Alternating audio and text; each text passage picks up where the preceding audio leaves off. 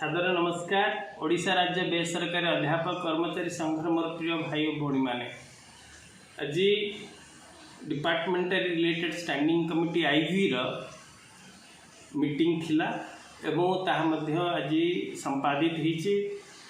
आपण माने जो माने आमर मेंबर्स थिले से मानन को देखा करथिले एवं कथा आइथिले।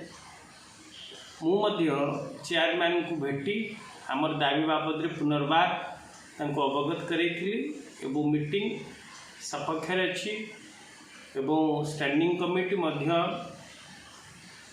कन्वीनर आमर जो हाई लेवल कमिटी हितिला तांको प्रश्न करिथिला जे 3 मास समय सीमा भितर आमर देले नै 3 मास जगह 6 मास हेलानी। तेणु आज मीटिंग रे पुनर्बार स्टैंडिंग कमिटी को हाई लेवल कमिटी कथा रखी जे आगामी 1 मास मध्य 2008-18 जीआई एवं ब्लॉक ग्रांट जो आमर अच्छा भाई भौणी मैंने से जहाँ दाबी अच्छी से विषय संपूर्ण विवरणी स्टैंडिंग कमिटी को 1 मास भितर प्रदान करेंगे एवं बहुत शीघ्र यही मास मध्य हाई लेवल कमिटी बैठक अनुष्ठित होगा जाऊँगी।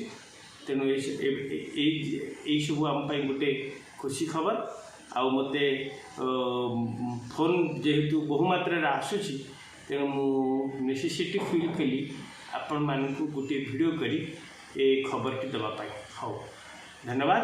जय जगन्नाथ। ओस्ट्रेलिया जिंदाबाद। नमस्कार।